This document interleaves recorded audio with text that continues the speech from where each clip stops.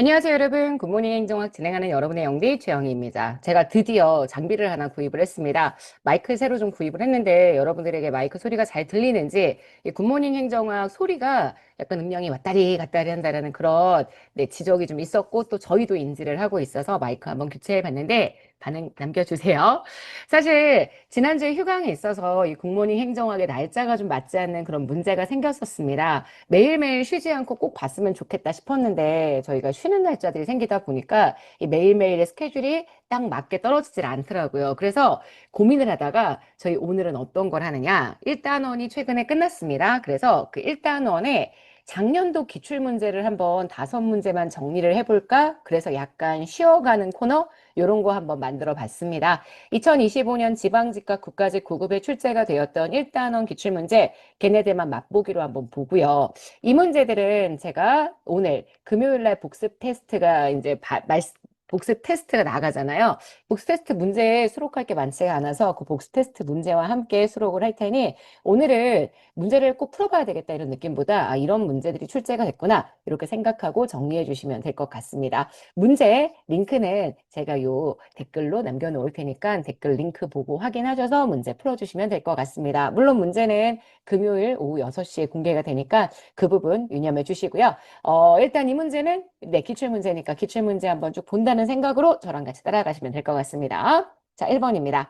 우리나라 정부 규제제도에 대한 설명으로 옳은 것 이렇게 얘기했죠. 정부의 규제 정책을 심의 조정하고 규제 심사 정비 등에 관한 사항을 종합적으로 추진하기 위해서 국무총리 소속으로 규제개혁위원회를 둔다. 물론 규제개혁위원회 위원장은 2명이죠. 그 중에 하나는 국무총리입니다. 하지만 규제개혁위원회의 소속은 대통령 직속이죠. 그래서 대통령이기 때문에 틀린 내용이 될 거고요. 자, 2번입니다. 규제 일몰제도는 규제의 존속기한이나 재검토 기한을 정하지 않고 규제의 타당성을 주기적으로 관리한다? 아니죠. 규제 일몰제는 규제를 말 그대로 일몰시키는 겁니다. 다시 얘기해서 미리 규제를 만들 때 처음부터 존속기간 정해놓고 검토기한 정해놓고 그 기간이 지나면 규제가 자연스럽게 사라질 수 있도록 만들어주는 현상이기 때문에 지금 보시는 요 2번 현재 틀린 선지가 되고요. 정하지 않고 틀렸습니다. 3번 포지티브 규제는 규제의 자율성이 굉장히 작다고 했었죠. 원칙적으로 금지, 예외적으로 허용하는 형태. 지금 그래서 얘기하는 원칙적 허용, 예외적 금지는 오히려 네거티브 규제의 특징이라고 설명할 수 있으니까 3번 X입니다. 4번 규제 샌드박스는 특정한 신기술을 활용한 새로운 서비스 또는 제품에 관련된 기존 규제의 적용을 일정 기간 면제 또는 완화시켜주는 제도입니다. 맞습니다. 자, 그래서 문제의 정답되는 건 현재 4번입니다. 자, 이건 25년 지방직구급에 출제가 되었던 내용이고요. 자, 이번에 정부 실패 문제도 나왔었습니다. 25년 국가직 구급에서 출제가 되었던 문제입니다. 비공식적 목표가 공식적인 조직 목표를 대체하는 현상. 관료 자신이 개인의 이익이나 소속기관의 이익보다는 이익을 사회적 목표다 우선 고려하고 있다. 관료가 사적인 목표를 추구하고 있네요. 관료의 사적 목표 추구. 그래서 조직 전체의 목표와 내부의 목표에 괴리가 발생하는 건 내부성의 문제라고 표현합니다. 그래서 2번 문제에 정답되는 건 4번입니다. 자, 3번 갈게요. 자, 다음 설명에서 해당하는 간정, 가치. 신행정론의 등장과 함께 강조된 개념 딱 보이죠? 민주이념 실현 과정에서 정치, 경제적으로 소외된 약자 및 소수 집단에 대한 특별한 배려가 필요함을 의미하면서 롤스의 차등의 원리, 이 원리 중에 두 번째입니다. 이에 대한 이론적 근거라고 이야기한다면 형평입니다. 사실 평등하고 형평이 워낙 비슷한 느낌이어가지고요. 이것 때문에 헷갈리신 분들이 있었는데 제가 평등은 약간 수평 느낌으로 사용하는 표현으로 많이 쓰인다라고 했고 형평은 수평적인 형평성과 수직적인 형평성 두 가지를 모두 포함하는 개념. 그러니까 평등은 같은 것을 갖게 모든 사람들에게 동일한 기회 주는 것 이런 것들의 좀 한정적인 개념이라고 얘기를 한다면 형평은 수직적인 형평성 다시 얘기해서 약자에 대한 차별적인 대우, 합리적 차별까지 포함하는 개념이다. 이렇게 정리해 주시면 될 것 같습니다. 자, 3번의 정답은 그래서 2번입니다. 자, 4번입니다. 신행정론에 대한 설명을 옳지 않은 것. 자, 신행정론은 행태주의에 반발해서 등장했었던 그 1970년대의 미국 정치 행정학의 사조라고 얘기할 수 있고요.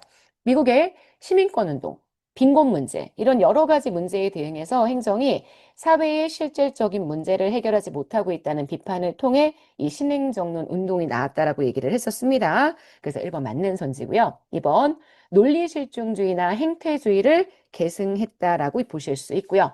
3번 행정능률지상주의에서 탈피해서 적실성, 사회적 형평성 등의 가치를 중요시했다라고 이야기해 줄 수 있습니다. 어이구, 잘못 읽었네요. 논리실증주의나 행태주의는 행태주의가 강조했던 거고 오히려 이걸 계승한 게 아니라 이걸 타파하고자 했다. 이렇게 정리하셔야 되겠죠. 자, 4번입니다. 정치와 행정의 긴밀한 관계를 주장한 점에서 정치행정 이론론 관점에 가깝습니다. 맞습니다. 그래서 제가 신행정론은 제정치, 정치행정 새 이론론의 입장이라고 이야기를 했었죠. 기본적으로 정치행정 이론론, 정치행정 새 이론론, 그 다음 재정치 이렇게 세 가지 모두 다 이론론적 관점이라고 정리할 수 있습니다. 그래서 문제의 정답되는 건 2번입니다. 5번입니다. 행정이론에 대한 설명을 옳지 않은 것. 공공가치 관리론에서 무어와 보우즈만 이렇게 두 명의 학자가 공공가치 창출론, 공공가치 실패론 이런 것들 주장했다라고 얘기했던 건 제가 계속 말씀드렸던 부분입니다. 보우즈만이 전략적 삼각형 모델을 제시했던 건 그래서 아니고요. 지금 이 전략적 삼각형 모델은 무어의 모델입니다. 정당성과 지지, 공적인 가치, 그리고 이 공적인 가치를 운영할 수 있는 역량 이 세 가지가 전략적 삼각형의 핵심이라고 볼 수 있습니다. 공공가치 관리론의 보우즈만이 아니라 무어이기 때문에 1번은 틀린 선지가 됐고요. 자, 2번입니다. 신공공 서비스로는 정부의 역할에 대해 시장에 의한 방향 잡기보다 시민에 대한 봉사를 강조합니다. 맞고요. 3번 뉴 거버넌스로는 정부의 역할에 대해 시장에 의한 죄송해요. 또 잘못 읽었네요. 잘못 읽었네요. 3번 뉴 거버넌스로는 정부와 민간 부문 그리고 비영리 부문 사이에 상호 신뢰 관계에 기반한 협력적 네트워크를 강조하죠. 맞습니다. 4번 공공선택론은 공공부문의 시장 경제화를 통해 시민의 편익을 극대화할 수 있는 서비스의 공급, 생산, 이게 가능하다라고 생각합니다. 그래서 공공부문이 경쟁적이지 못했기 때문에 여태까지의 시장 실패가 발생했다. 뭐 이런 식의 논리들을 설명했다는 거 알고 계시죠? 그래서 지금 보시는 4번 맞는 선지입니다. 자, 5번에 정답이 되는 건 그래서 1번이고요. 여기까지 해서 우리 25년도에 출제가 되었던 일단은 문제들 한번 쭉 풀어봤습니다. 저희 내일은 금요 테스트에서 진행했었던 5개의 문제 가지고요. 마무리 정리해 보도록 하겠습니다. 여러분, 오늘 하루 정말 여러분 거고요. 내일 아침에 만나도록 할게요. 여러분, 안녕.